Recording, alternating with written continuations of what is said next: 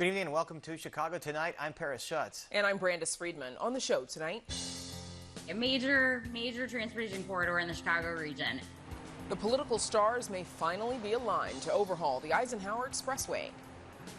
The Chicago Park District's board president is resigning under fire. Our Spotlight Politics team on that and much more. The push for greater Asian American political representation on Chicago's City Council and beyond. A report from WBEZ reveals Chicago leaders for decades have turned the city's water supply into a revenue stream, leaving thousands of residents drowning in debt. Hello, I see you. I acknowledge you. Comedian Jeff Garlin joins us to talk about the new season of Curb Your Enthusiasm and his new photography show opening soon in Chicago. It's just normal families just trying to live their life like anybody else. And we take you to another photography show that explores the Latino identity.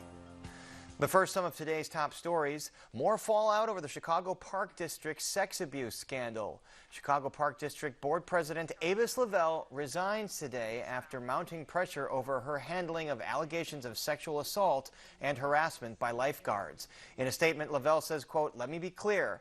I am not being forced out. Mayor Lightfoot did not ask me to resign. She's been resolute in her support of me publicly and privately, and for that I am profoundly grateful." Lavelle's resignation comes a month after the Park District's CEO, Michael Kelly, resigned. And last week, the district's interim CEO fired 3 other high-ranking officials. Our Spotlight Politics team will have much more on this story later in the program. Kyle Rittenhouse took the stand at his murder trial in Kenosha today, and defense attorneys are calling for a mistrial. The 18-year-old Antioch native is facing murder charges after shootings he committed during the unrest in Kenosha in 2020. Rittenhouse today took the stand, saying the killings were acts of self-defense. His lawyers are asking for a mistrial, claiming the chief prosecutor was asking out-of-bounds questions. The defense is going to be making a motion for a mistrial. However, that motion is going to be requested with prejudice.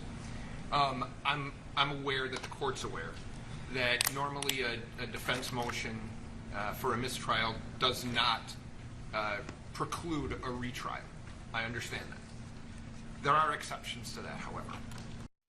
And asking for a mistrial with prejudice means that if one is granted, Rittenhouse cannot be retried. The judge did not immediately rule on the request. Hyde Park community leaders are calling for offenders to be brought to justice after shootings, leaving 2 dead this week, that is. Alderperson Sophia King, whose ward in part represents Hyde Park, spoke about the incidents today. Just really brazen, callous, and reckless. Those offenders must be brought to justice swiftly and quickly and held accountable for what they did. On Tuesday, a 24-year-old University of Chicago graduate was killed in a robbery near the university campus. That same day in Hyde Park, congressional candidate and anti-violence activist Jamal Cole was shot at, but in a Facebook post, he says he was not hurt. Chicago police also report another incident where a 31-year-old man died after being stabbed in the leg in nearby Washington Park. And up next, a new vision for the Eisenhower Expressway, so please stay with us.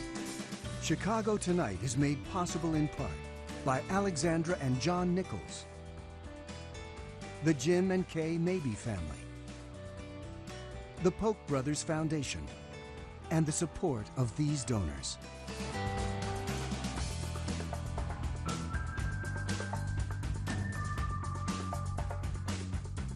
President Joe Biden is ready to sign a $1 trillion infrastructure bill into law.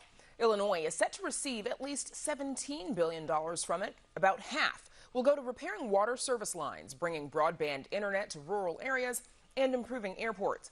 But more than $10 billion is slated for federal highway projects and bridge replacements.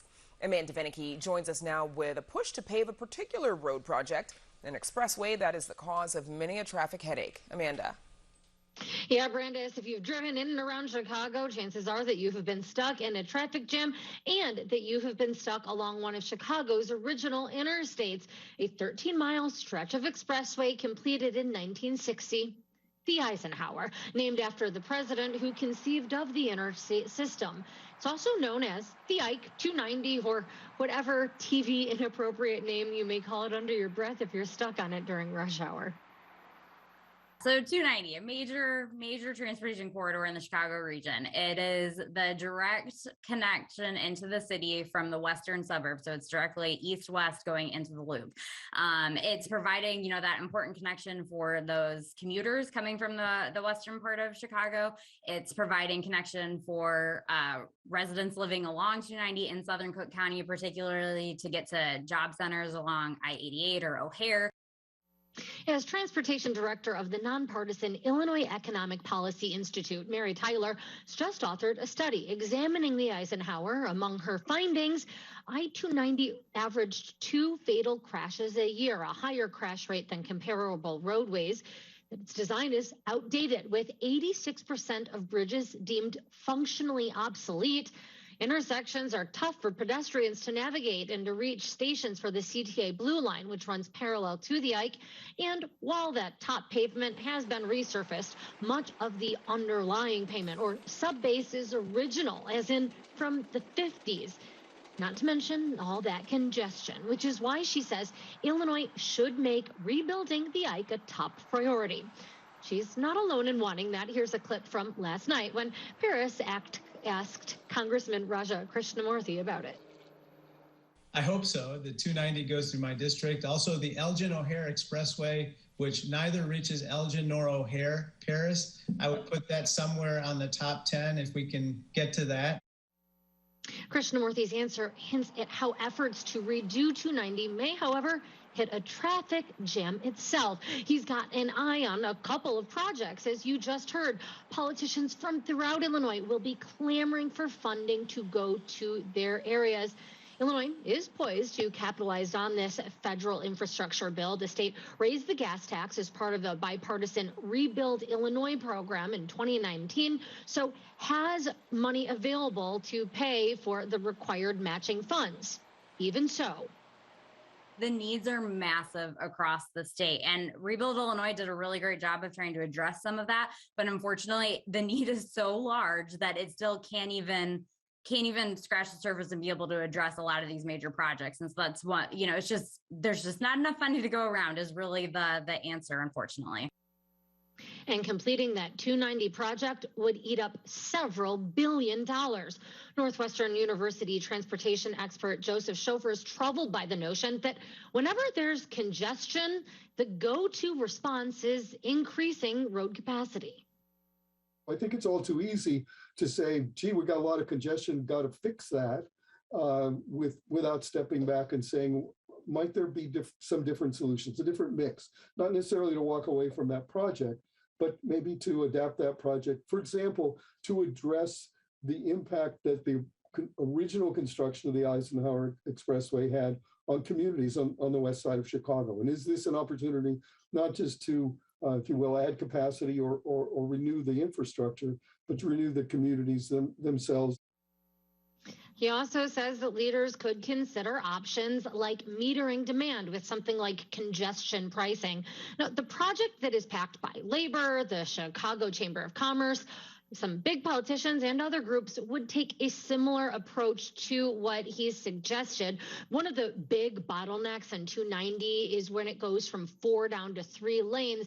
And the particular plan that Tyler's study focused on would add a 4th lane going in each direction. And eventually, those lanes would charge a toll to any vehicle with fewer than 3 passengers. Now, the plan also calls for new pedestrian and bike paths, also crosswalks to Blue Line stations. We're not talking about just, paving a road and improving some bridges. We're also talking about that managed lane, which is going to be the first in the Chicago region, which is going to allow for transit access, better transit access. It's going to promote carpooling. We're improving pedestrian facilities. We're improving access to transit stations. Like, it's truly a project that is improving all modes of transportation. The concept of rebuilding the Ike has clout, given who's in the driver's seat of the state legislature. State Senate President Donna Harmon is from Oak Park. State House Speaker Chris Welch is from Westchester, meaning their districts and constituents live right along 290. They have publicly called for Illinois to get behind this rebuild project. But Governor J.B. Pritzker's Illinois Department of Transportation confirms that rebuilding 290 is not on the state's highway improvement plan through the year 2027. Meanwhile, the CTA saying there are no official studies or plans to extend the Forest Park branch of the Blue Line. Brandis, back to you. Amanda, thank you. And now to Paris, and another of the many stories emerging from the remapping of federal, state, and local political districts. Paris.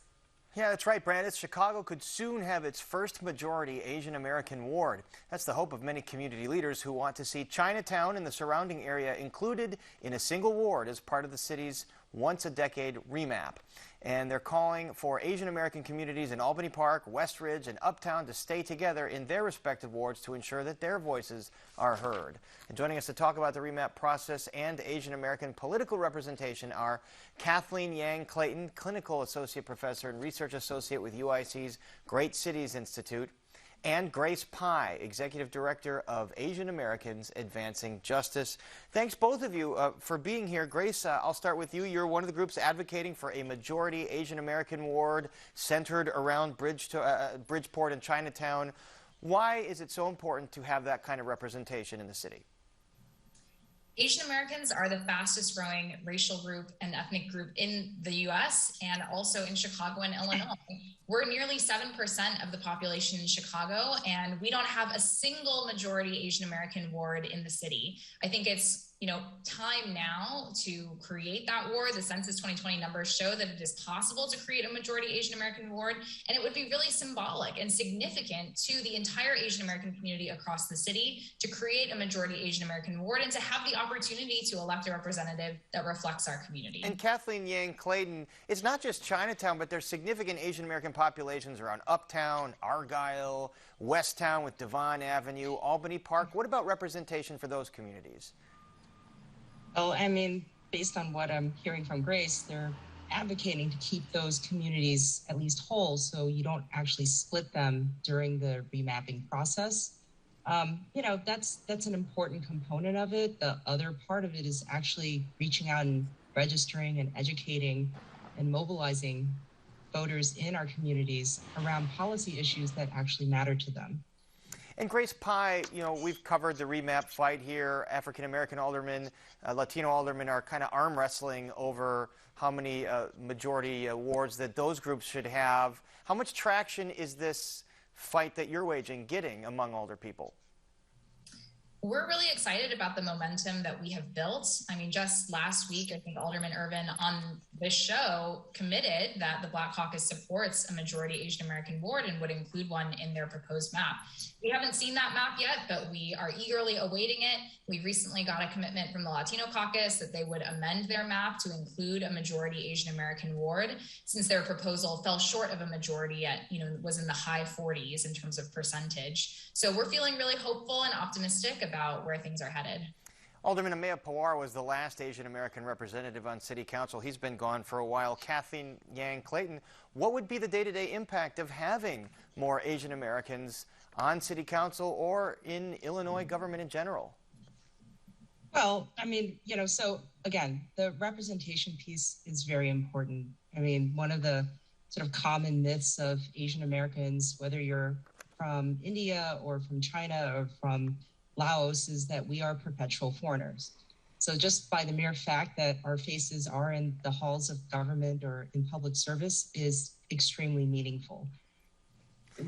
I just want to point out that, 1 out of 50, we're going to have one alderperson out of 50, which is great. And, coalitions are good. The other communities that can vote for their interests, again, still need to be educated and registered and mobilized around policy issues that they can connect with other neighbors to actually affect local change for their schools and for public safety and all that stuff. All right, Grace Pye, there was fanfare when Theresa Ma was elected to the Illinois General Assembly around Chinatown. What other political representation is there for Asian Americans right now?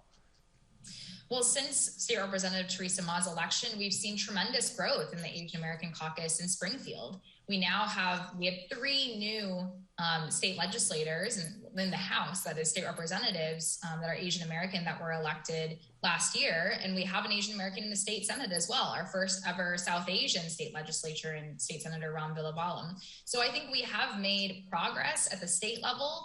The city is far behind in that sense. The fact that we don't have any representation at the city, I think, is very clear.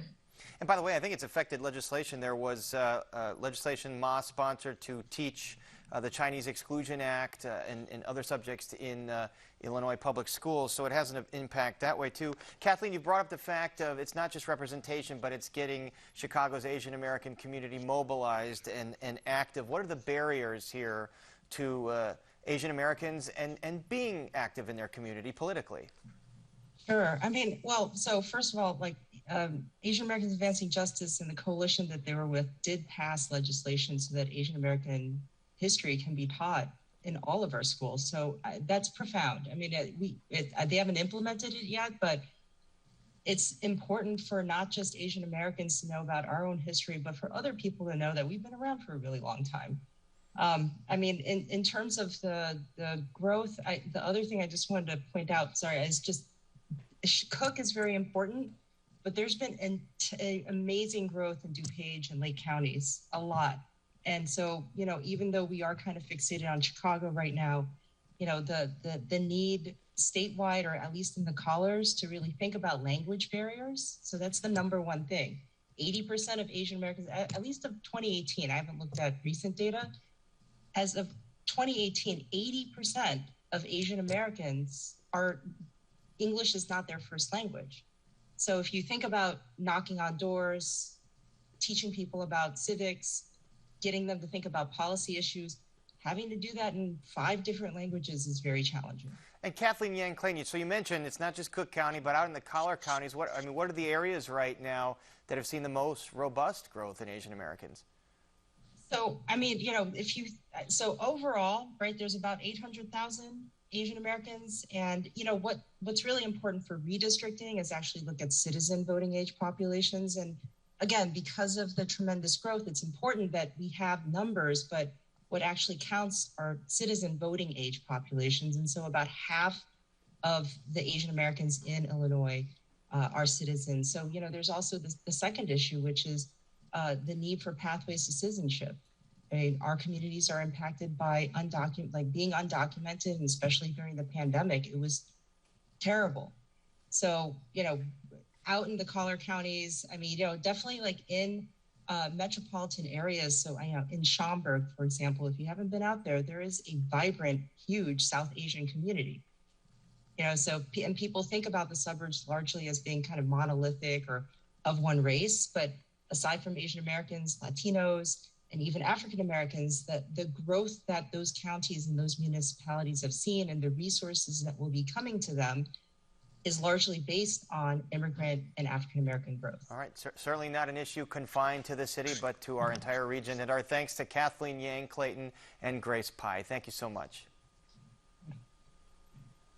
And later in the program, we'll have more on the city's ward remap battle and spotlight politics. But first, to Brandis and a look at the alarming costs some homeowners pay for water. Brandis. Paris, something as simple as filling a glass of water has left tens of thousands of Chicago homeowners in a pool of debt. Reporting from WBEZ shows homeowners racked up more than $421 million in high water costs and additional fees. And 60% of those homeowners are concentrated in the city's majority black zip codes. Joining us to talk about the city's water debt crisis is Maria Inez Zamudio, WBEZ's race, class, and communities reporter. Maria, thank you for joining us. So let's start with how some of these homeowners came to find themselves delinquent on their water bills. How'd that happen? Yes, thank you for having me. So our investigation uncovered that for years, Chicago leaders had essentially used the water department to be a source of revenue for the city. And as a result, the cost of water tripled in Chicago. And Chicago homeowners went into debt over a resource that all of us need to survive. And so what we looked at is data over the last decade, and we found that Chicago homeowners have racked up over $421 million in delinquent water bills. And this water debt crisis disproportionately affects Black Chicagoans. Everywhere we looked at it. When we looked at debt concentration, we found that zip codes with the highest debt burden are in majority Black zip codes. And the areas with the least debt burden were in white zip codes. And so this really outlines the current system for how the city collects debt. And that system often punishes homeowners. So what happens when a water bill becomes delinquent? I imagine homeowners start to hear from debt collectors. Tell us about that process, please. Yeah, let me explain using one example. So one of the women that we featured in my reporting is Carla Pageant. So in 2011, Carla, her water bill was just under $500 for every 6 months. She has an unmetered property, and that property is billed by the size of the property and the number of water fixtures in the property instead of the number of gallons used. And so by 2019, that bill almost tripled. So she was making payments, just not enough to cover the entire bill. And so the bills kept coming. She couldn't cover the entire bill, and the debt kept growing. So after she started getting debt, penalties were added, interests were added, and so that debt kept growing. And then earlier this year, the city turned her water bills, her delinquent water bills, into code enforcement violations. And so those code enforcement violations went to another city department, the Administrative Hearings Department, and her case was adjudicated there.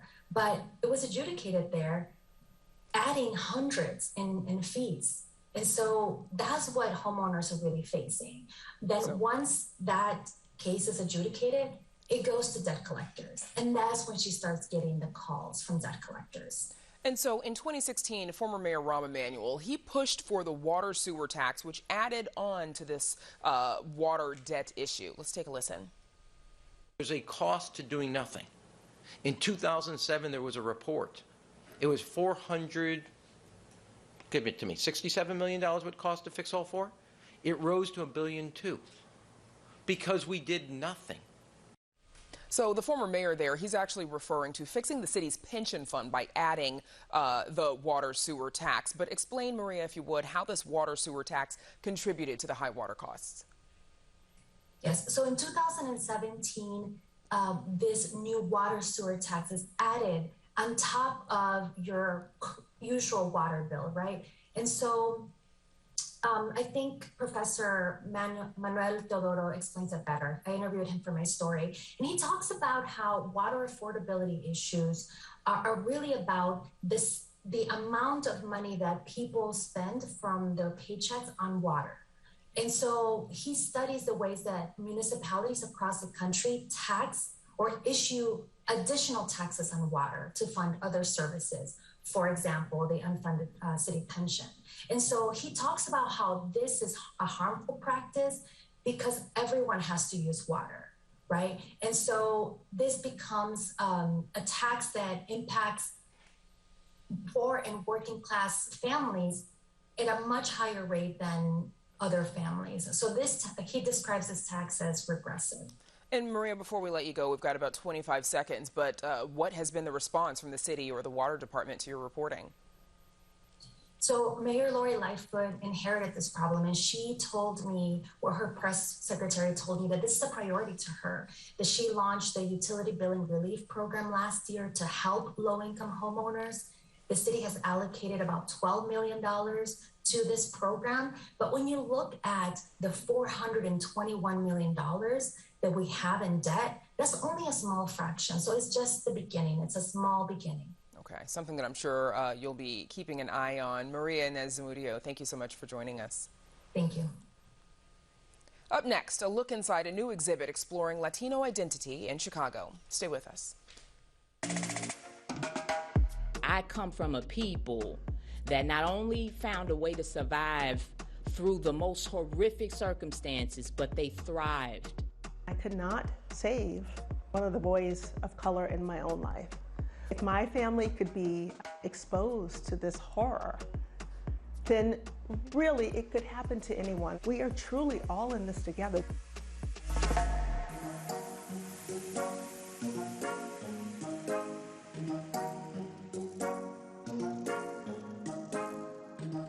There's much more ahead on the program, including a one-on-one with funny man and Chicago native Jeff Garlin. But first, there's a citywide exhibition featuring 29 MacArthur Fellows in 12 galleries. One particular exhibit at the Weinberg-Newton Gallery in River North is exploring what it means to be Latino in Chicago. Arts correspondent Angel Ito shares how the artist's explorations of culture through history and photography reveal how the Latino story is the American story.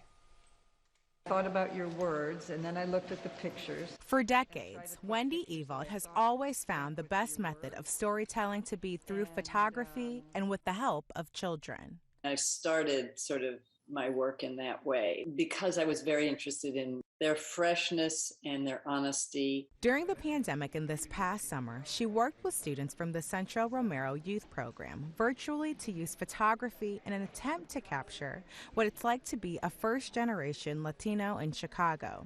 It's a part of the social change series titled Daily Life and Dreams in the Pandemic. They bridged the their parents' experience and their own experience. Now, one of those stories includes 18-year-old Adriana. She tells her mother's story of moving to the United States alone at just 15 years old. I think it's really important to tell her story because I think there's just this stereotype that they come here for the wrong reason. It's absolutely necessary for them to come over here and make money to support their family. And for her to be able to do that at such a young age and take responsibility, it's something that it takes a lot of guts, and I'm glad that her story is being shown and that I'm part of it. Oh, is this your mom up here? Yes. Naila documented what it was like growing up in a Latino and Asian household. Her parents are from Mexico and Laos. Mostly the Day of the Dead, we wear like shirts or dresses that have flowers on them and like are really bright colors. And my dad's part of the family, we have like skirts that have different kind of patterns and designs. The exhibit also features work by Amalia Mesa Baines called Dos Mundos, which explores her family's immigration story to Chicago in the early 20th century. My family had worked in the steel mills and the packing plants, and started thinking about the office building downtown and realizing Mexican people worked in the steel mills that built those. And so they're kind of an invisible infrastructure in the city. Even though the stories explored in this exhibit sit decades apart, the artists are united in the hope that everyone can see themselves in their work.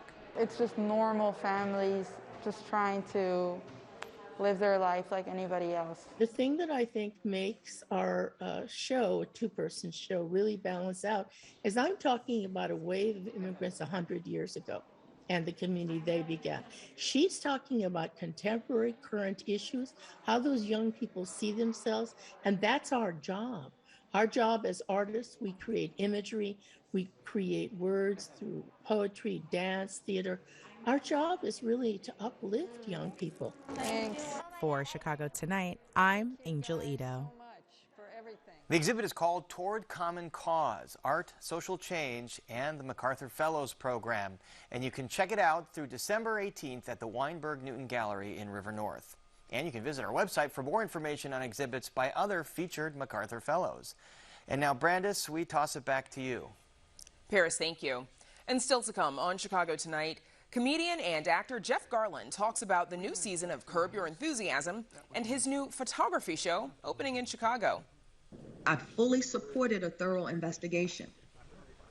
And our Spotlight Politics team on more political fallout at the Chicago Park District over the sex abuse scandal. But first, some more of today's top stories. Kyle Rittenhouse takes the stand today in his murder trial. The 18-year-old Antioch native says he was acting in self-defense when he fatally shot 2 men and wounded another during turbulent protests against racial injustice in Kenosha in 2020. Rittenhouse broke into sobs at one point, and the judge called a break. That's what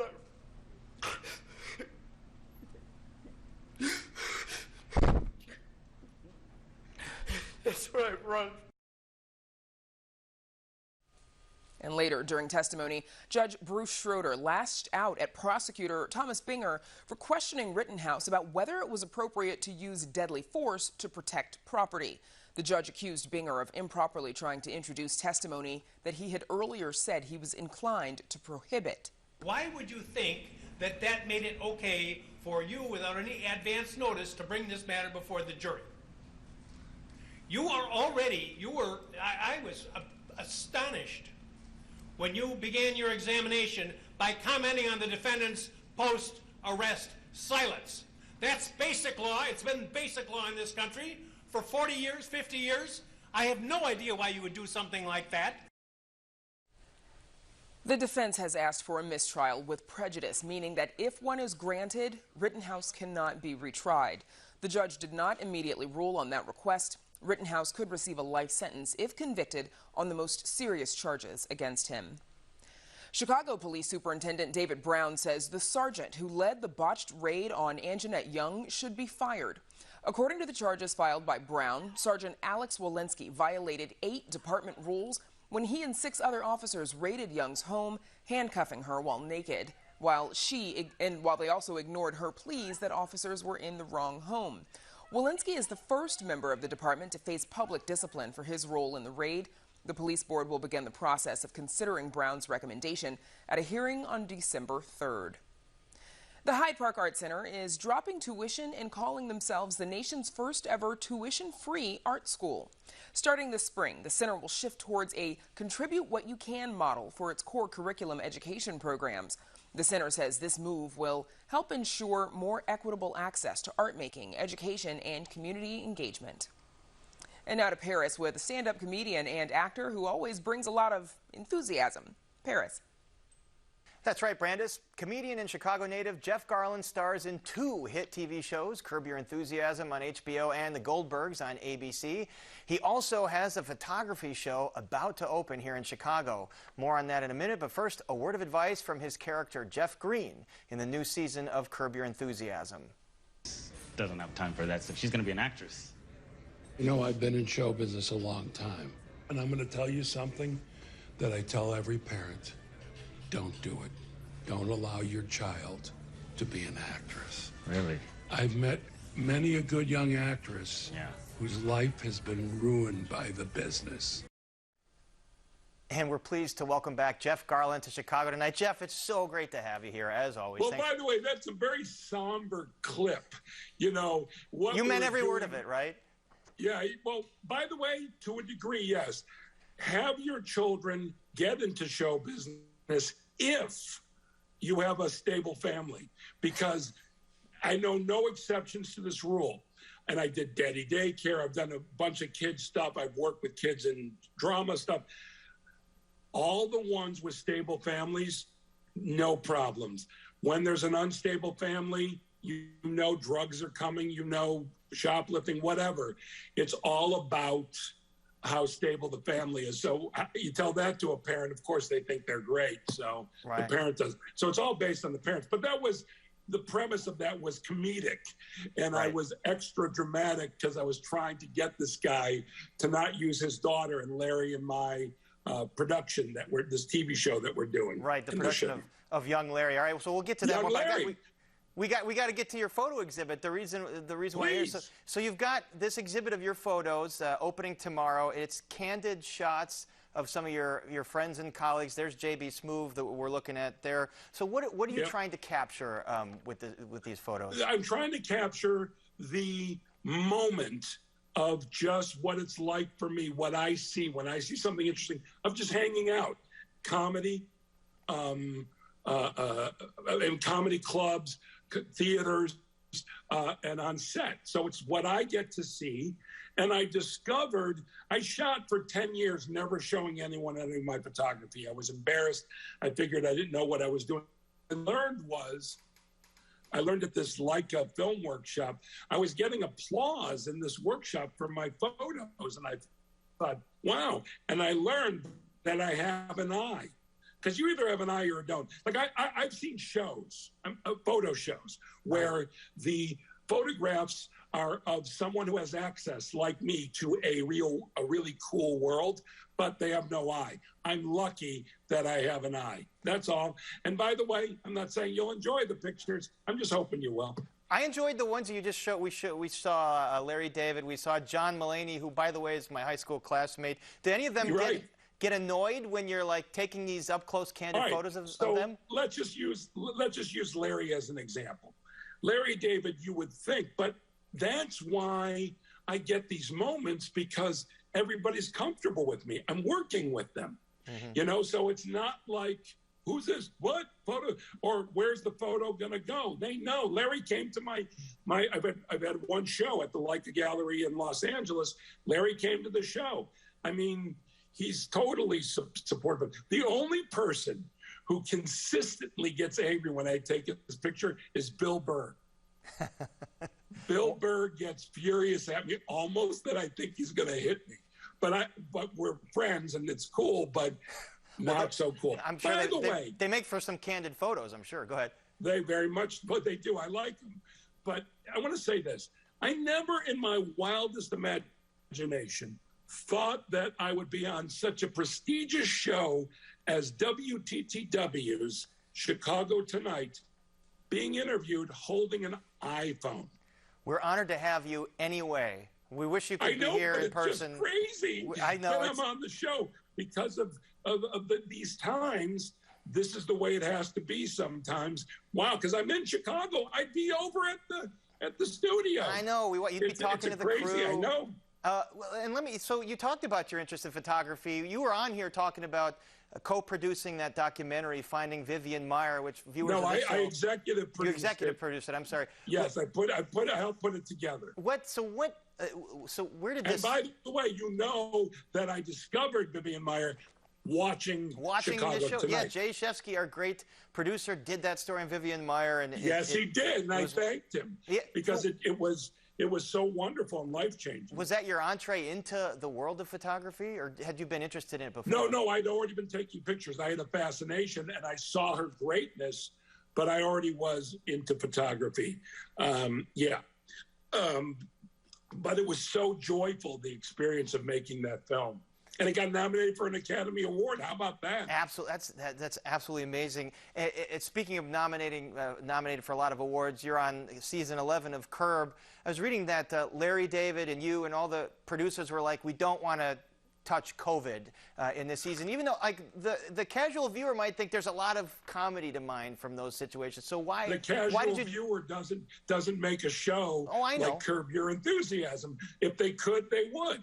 All I'm saying to you is I felt prior to us going into production, as I was looking around the landscape, and all I thought was anyone who, unless they hit a 10 out of 10 score, who attempts any comedy about the current situation is going to fail and fail miserably. So when I saw, because people ask me, I go, I haven't seen, Larry hasn't sent me any of the outlines yet. And when he sent me the first outline, and he also told me that that's all we do is touch on it. We filmed 2 scenes that touch on it. And one of the scenes we even cut. So there you go. And they were very light touching, you know, although the punchline for the first episode is a big COVID punchline, but nonetheless, it's not something it's a post-COVID world, the way we dealt with it. And I totally understand. Are you talking about the plopping in the first episode? Plopping on the couch? No, the plopping. No, I'm talking about Albert Brooks. Oh, Albert Brooks. Okay. His I don't want to ruin it for anyone, but he threw a funeral for himself while he's still alive. That's right. The living funeral. Yeah, the living funeral. So yeah, the punchline of that, which was the end of the episode, was something COVID related. All right, so other than your talent with photography, I ran into a couple years ago at Chicago Music Exchange. You're a huge guitar buff. You bought I most certainly am, but you can't say I have a talent for being a great guitarist. Well, you bought a custom Gibson that day, I remember. Are you working on it? Well, oh yeah. I take lessons and I work on it. I love it. I'm doing my first European tour, which we'll talk about next time I'm on the show this coming summer. And I'm pretty sure at the end of the show I'm going to do a blues song straight. Nice. Like John Lee Hooker. I'm thinking of Boogie Chillin' by John Lee Hooker. Oh, yeah, absolutely. So you do that solo. And it's just going to be, the guitar will be sitting on the side of the stage, and I won't do it until after I say goodnight, walk off.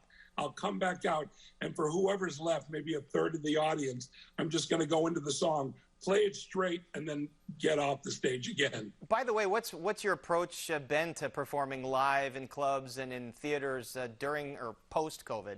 As long as the audience is thoroughly checked for being inoculated or a test, and I know all of those aren't going to work, so I have to rely on common sense, like I don't hang with the audience, and I've had my booster. I'm three down, so hopefully I won't get it, but having these shots, if I do get it, it's not going to be I'm in the hospital. And by the way, for all the deniers and people who are skeptical, please use this video if I die of COVID. That's not going to happen. You know what I mean? Oh, he was arrogant. Look what happened to him. It's definitely not going to happen. And we're already out of time. That's, by the way, you think it's like, oh, I'm going to get the shot, I won't get it. No. Right. You won't have to go to the hospital. Right. No. You won't push the hospital system to the brink, as it's happened. Jeff, all right, we're already out of time, but remind us again, what gallery is this at, and when is the show running? It's the Tamarkin Gallery on Superior. I believe it's like Superior and Orleans, around there. But look it up. Go to jeffgarlin.com. It's on there. But also Tamarkin, Tamarkin, Tamarkin Gallery. All right, Jeff Garlin, thank you so much for joining us, and I hope we get to see you in person soon. Thank you. Enjoy. I didn't see you, but enjoy your good looks. You as well. All right. And up next, the head of Chicago's Park District Board is out. Our Spotlight Politics team on that and much more. But first, we take a look at the weather.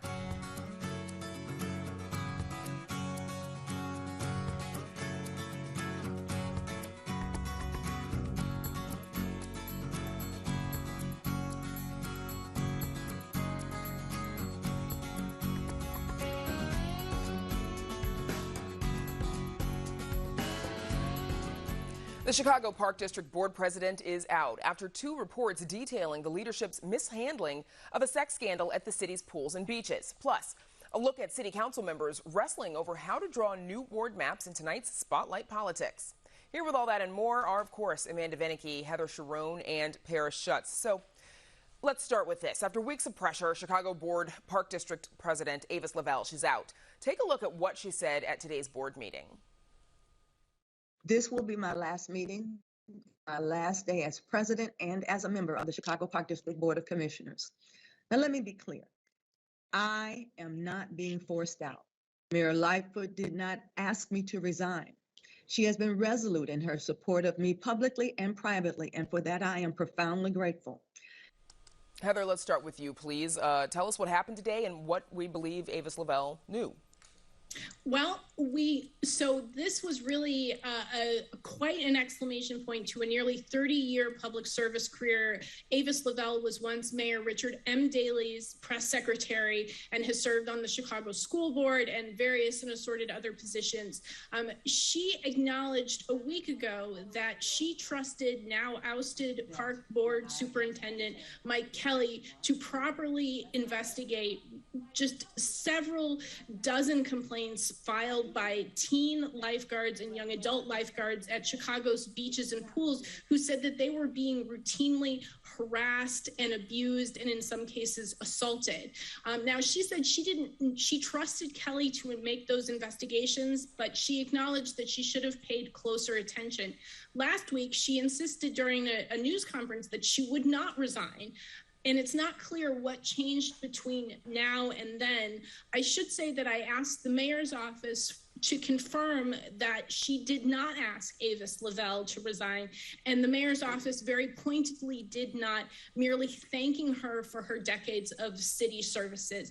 But it was clear that the criticism of her leadership of the Park District was not going away, and there were real questions about whether the Park District could move on from this scandal, as the mayor very much wants it to do, with her still in that position as Park Board President. In Paris, as Heather just said, the mayor did not call for Avis Lavelle's resignation, as she did for Superintendent Mike Kelly. Why? Well, a number of aldermen had called for it, and as Heather mentioned, Avis Lavelle has had a long career in Chicago politics. Lori Lightfoot has known her for a while. She was former Mayor Richard M. Daley's press secretary, and one could surmise that Lightfoot had a discussion with her saying, look, resign on your own accord to, I guess, give yourself a more distinguished exit than just having me publicly fire you. Keep your dignity, and at the same time, Avis Lavelle's not accused of any kind of wrongdoing, but she did lead this board that sort of failed to step in and do anything as all this was happening. So that could be why, as Heather said, Lightfoot did not confirm Lavelle's statement that Lightfoot said don't resign, or that I'm not going to have anything to do with this. So one could surmise that kind of discussion. And Amanda, what do we know about how the Park District is moving forward to make sure that this sort of scandal, the sort of treatment that the alleged victims experience, that this doesn't happen again? Well, so in part, it is with Lavelle's moving on that they hope to do just that. There's reporting of board members who say they're frustrated that Lavelle did not communicate with them this situation. And in her resignation, Lavelle said it is not the fault of the rest of the board. While she said, I take responsibility, though she did say that she believes that going forward, the investigation will prove that she acted in a responsible fashion with integrity. She made a point to say the rest of the board didn't know, and the board members, again, seem to be very frustrated that they were caught unawares of all that was going on. Also changes right now in interim leader, a new CEO, of course, in place for Kelly. And then there's a new Office of Protection going forward that is supposed to be handling any sort of allegations of abuse, discrimination. Compassionate culture is what the interim CEO is calling for, and more training.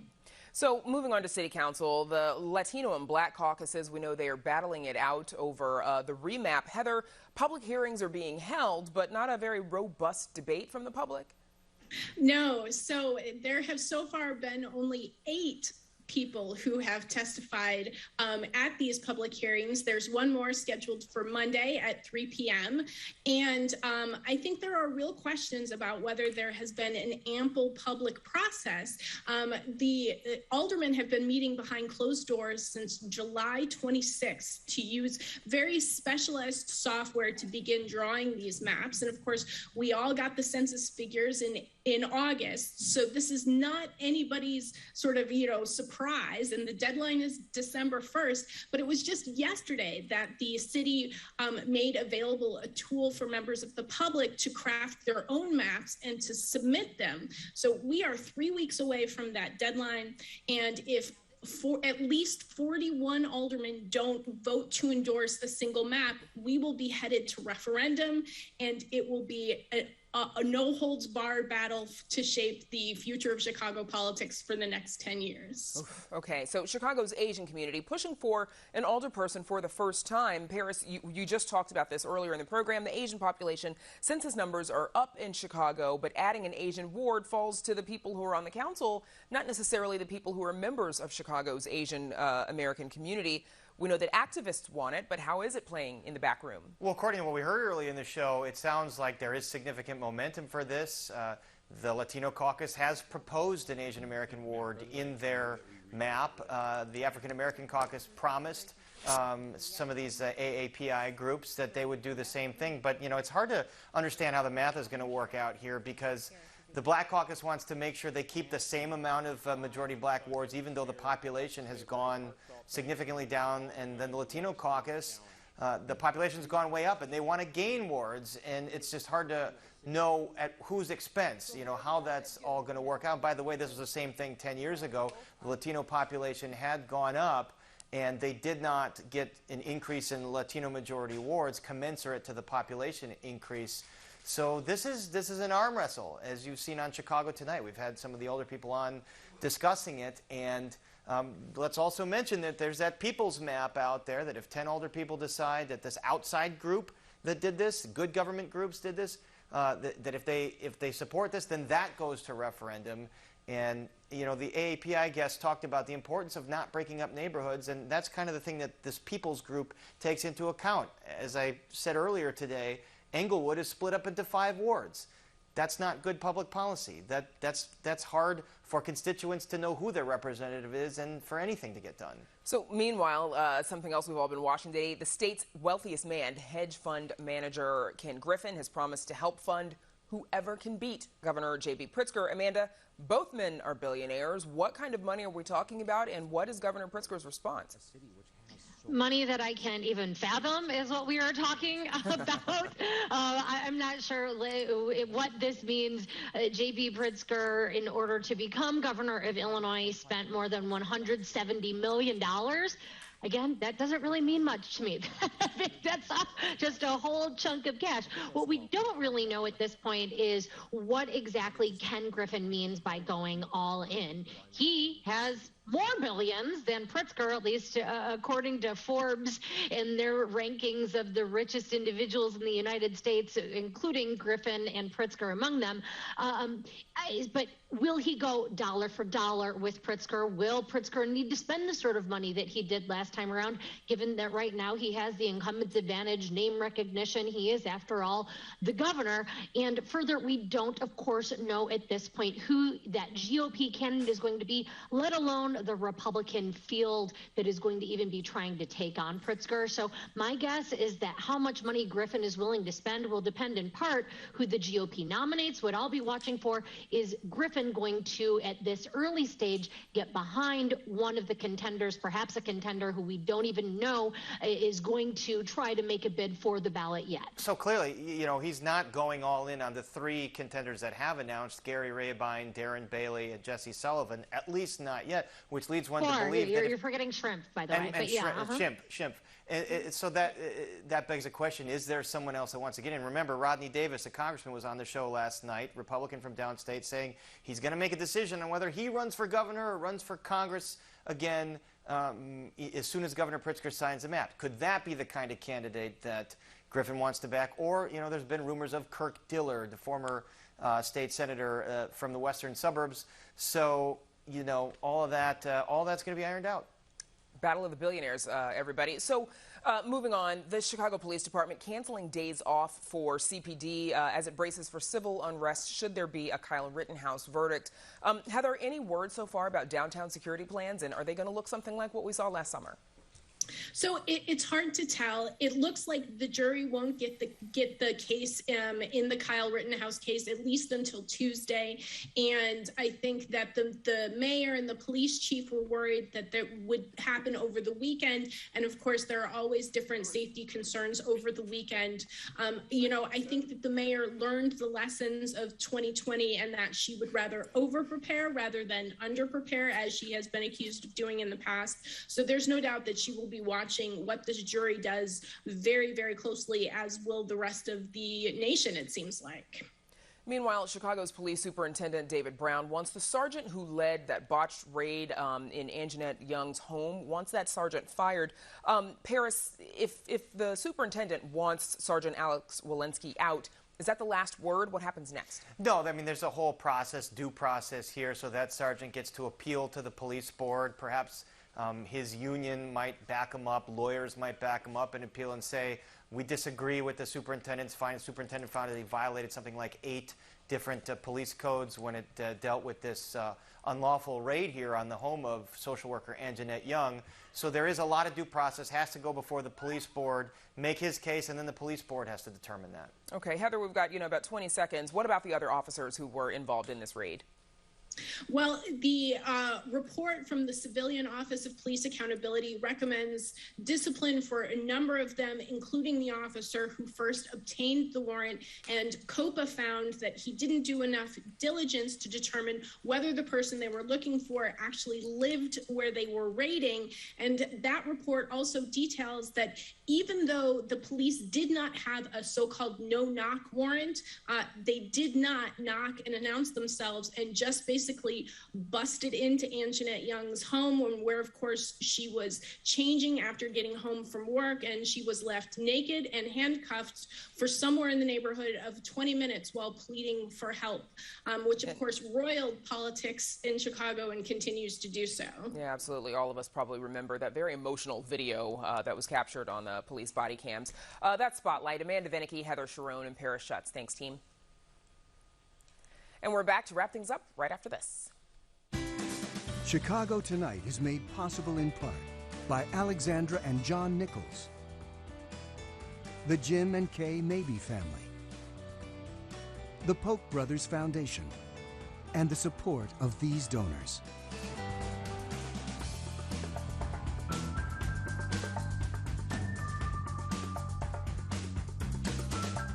And that's our show for this Wednesday night. Please join us tomorrow night at 7. We're live from Naval Station Great Lakes, home of the Navy's only boot camp for this week's In Your Neighborhood series.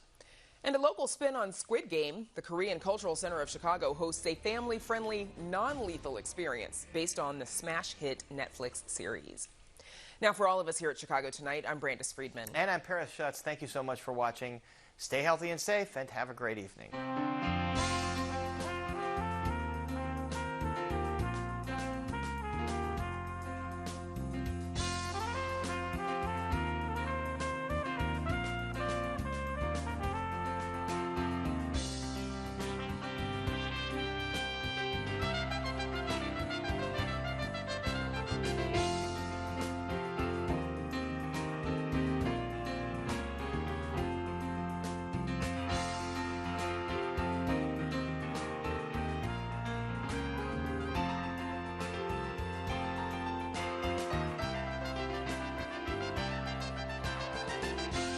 Closed captioning is made possible by Robert A. Clifford and Clifford Law Offices, a personal injury law firm representing dozens of families in the crash of a Boeing 737 MAX 8 jet.